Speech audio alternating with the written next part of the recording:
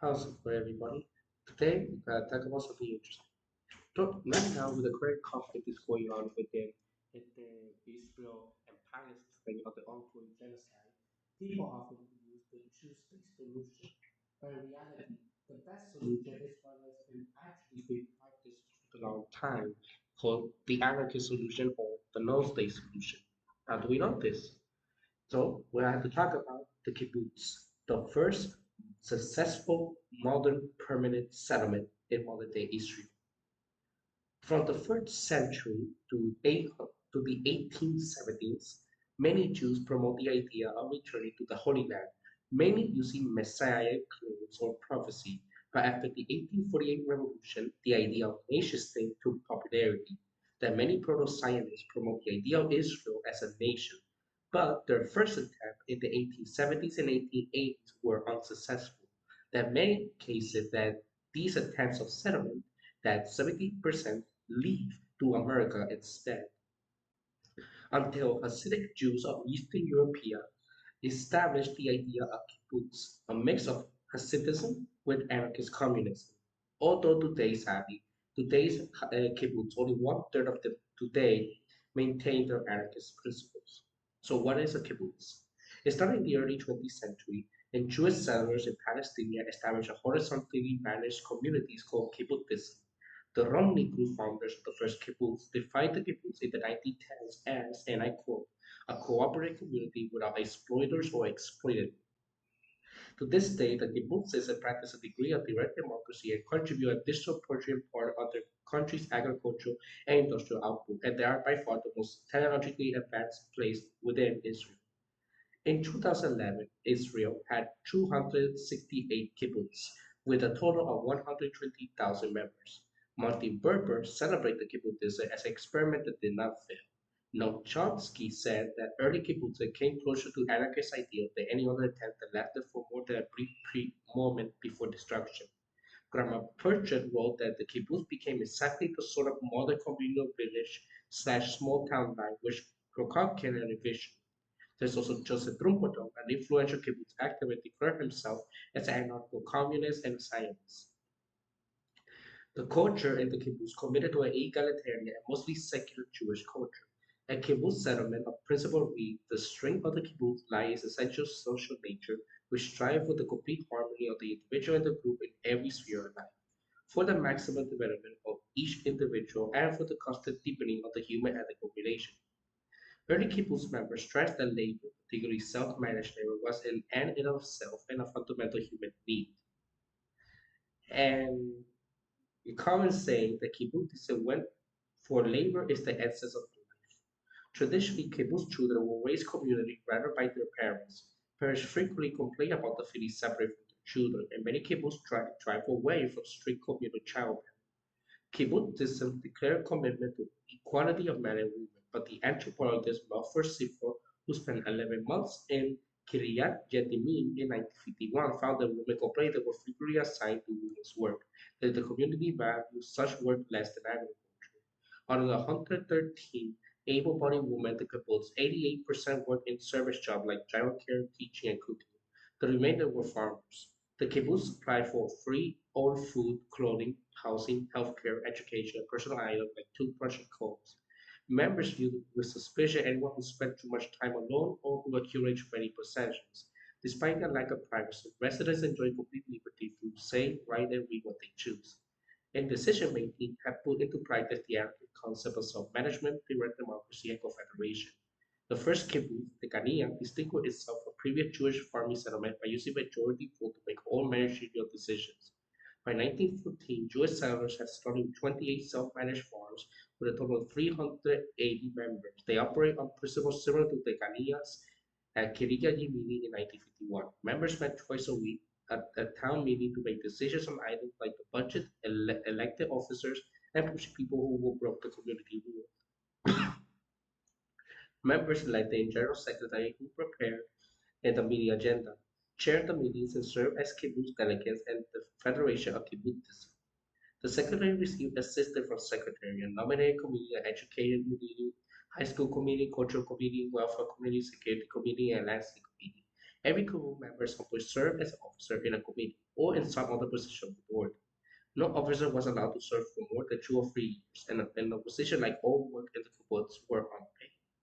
With the economy in the beginning of the second Aleja, cooperative run farms proved capable of achieving in the word of scholar James Horrox, efficient without coercion, referring to the second Aleja's cooperative run proto-kibbutzism known as Kutzah. Horror writes, every one of Kusa's settlement provided better run of capital investment than the market-driven farms at the first Aliyah, immigrants. Several times, kibbutz had confederate in order to share resource and labor with each other. Today, 94% of Israel kibbutz belong to the Kibbutz Movement Coalition, which housed the Takam and are these confederations. Traditionally, kibbutzes allow no private property and strict cultural norms against the accumulation of non-essential personal possessions. People pool resources together, and members could take as much as they need.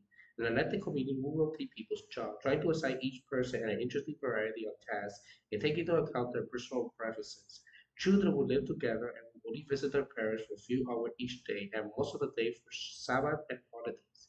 Peer pressure and public opinion were used to prevent people from slacking off and violating communal rules.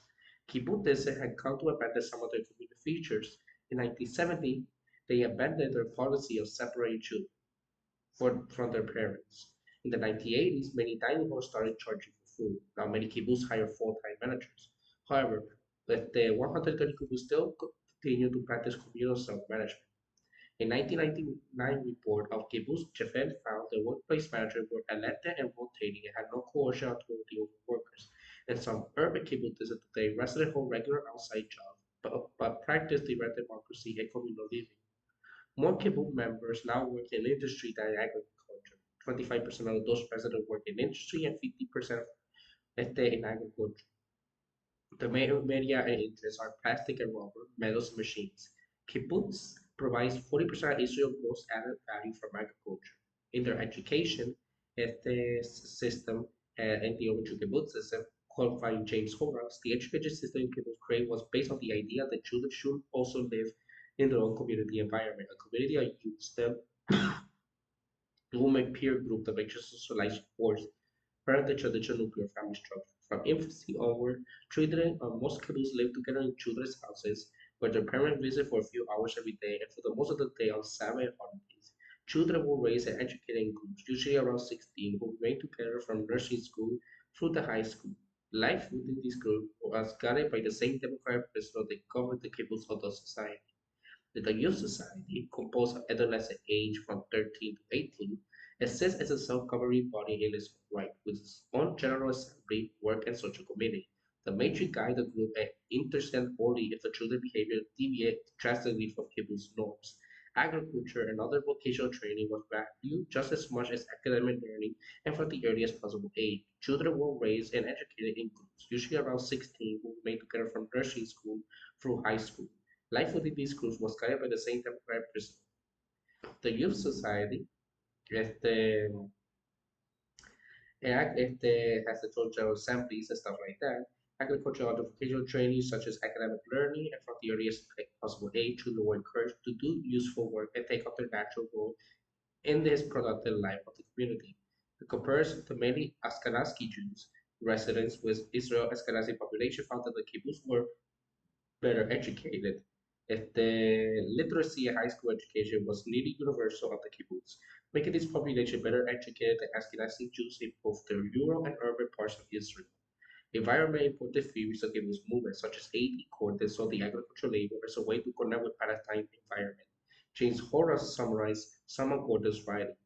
Physical and in particular agricultural work. He believed that enabled the human being to connect with nature through creativity. It was therefore through the return to the land that individual people and humanity would be able to find spiritual support and more meaningful way of life.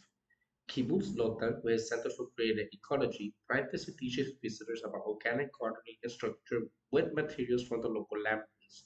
Kibbutz website report over the last 4 years, Lotan, through its compulsory recycling effort, has reduced its overall waste disposal by 17% each year.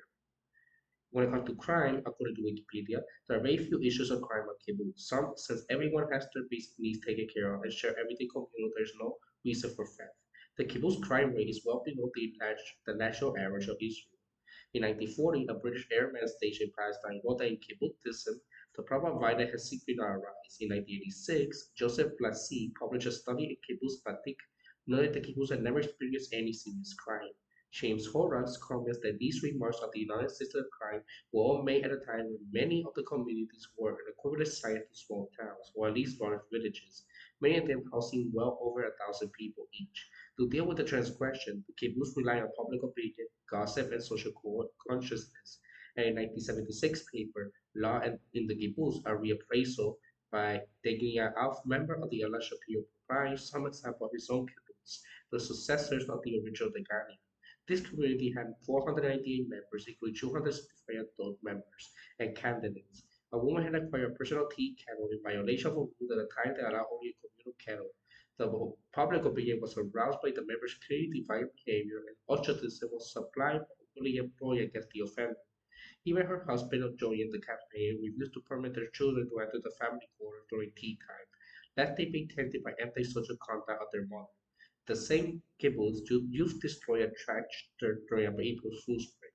In response, the education community held a hearing with the youth and the farm manager present, and immediately the youth expressed remorse and volunteered to help the silo manager in their free time. No punishment was administered. Spiro reported that Kiryat Yemeni joint members once were not showing up to rehearsal and was concerned they would not learn their song in time for the Passover season. In the Huntington Community Post, notice a bulletin board that the Cedar will be cancelled if the court did not learn these songs. The notice also includes a list of the Troy members. The next 3 days, Troy reforms have full attachments, and Troy sang in Cedar. In rare case, kibbutz punished people at town meetings. Once a member was accused of stealing, the town meeting examined evidence and found the member guilty. The kibbutz decided to expel this member. As described by Peter Butler, the Kibbutz movement negligence to take a positional stand towards capitalism and Zionism led to becoming largely compromised and contaminated by hierarchical and racist norms of mainstream Israeli society. Moreover, the movement suffered from backlash due to its underestimating of their members' desire for personal privacy. After about a decade, the kibbutzim began to succumb to the pressure of the capitalist world that surrounded them. Although internally the kibbutz were strictly communal, they were never properly anti-capitalist. From the beginning, they attempted to assist competitive producers with their capitalist economy. They need to compete in the economy, and thus to industrialize encourage a greater reliance on experts, while influence from the rest of society fostered consumerism. At the same time, there was a negative reaction to the lack of privacy intentionally structured into the kibbutz common showers, for example. The purpose of this lack of privacy was to engineer a more communal spirit, but because the designers of the movement did not realize that privacy is important to people's well-being and social connectedness, kibbutz members began to feel stiffer over time and withdrew from the public life of the kibbutz, including their participation in decision-making. And another vital lesson of Kibbutzism is that building utopia collectives must involve tireless struggle against contemporary authoritarian structure, or they will become part of those structures. The Kibbutzism will found the land seized by Israeli state from Palestine, against whose genocidal policy is still continuing today. Racism of the European founders allowed them to ignore the abuse inflicted on the previous inhabitants of what they saw as a promised land. Much of the same way religious pilgrimage in North America plundered the indigenous to construct their own new society. The Israeli state gained incredibly from the fact that nearly all of their potential dissidents, including socialists and veterans of armed struggle against Nazism and colonialism, voluntarily sequestrate themselves in escapist communes that contribute to the capitalist economy. If those utopia had used the kibbutz as a base to struggle against capitalism and colonialism in solidarity with the Palestinians while constructing the foundation of communal society, history of the Middle East might have turned out differently.